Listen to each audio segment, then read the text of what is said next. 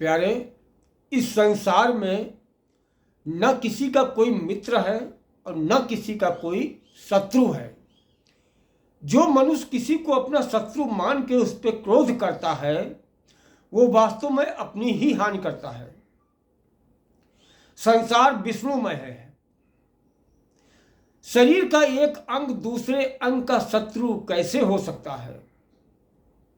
भगवान की कथा में श्रद्धा रखो, भगवान की प्रतिमा की पूजा करो, भगवान का स्मरण करो, भगवान के चरण कमलों में ही सिर झुकाओ, भगवान को ही संसार का सबसे बड़ा साथी मानो और भगवान के ही सेवक बनो और भगवान के ही चरण कमलों में संपूर्ण रूप से आत्मसमर्पण कर दो।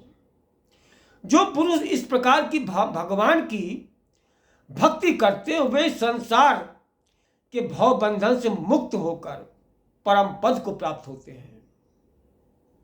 तुम परमेश्वर और भोग दोनों की सेवा नहीं कर सकते हो तो विषय मत बटोरो। ये विषय है बाहर के। यदि भगवान की सेवा में नहीं लगोगे तो इन विषयों को बटोरते हुए अपने जीवन को बर्बाद कर दोगे। ये विषय बड़े विष रूपी हैं। जिसको डस लेते हैं उसका जीवन खराब कर देते हैं। इन रोगों से दूर रहो, इनका कोई इलाज नहीं है। सदा स्मरण करने योग्य एक ही वस्तु है और सदा सर्वत्र सिद्धि कृष्ण के सुंदर नाम का स्मरण करते हुए उनकी प्रतिमा का ध्यान करते हुए पूजन करना चाहिए। इसी से जीवन सफल होगा और कुछ नहीं है। एकमात्र वही परम पिता परमेश्वर ही है जो सन्मार्ग दिखा सकता है, दूसरा कोई कुछ नहीं है।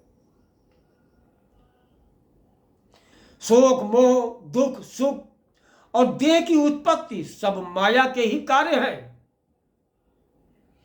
ये जान लीजिएगा। और यह संसार भी स्वप्न के समान बुद्धि का ही विकार है। सब स्वप्न है। ये स्वप्न खत्म, शरीर गया, इसमें वास्तविकता में कुछ भी नहीं है। एक भगवान ही केवल सत्य है, बाकी सब असत्य है।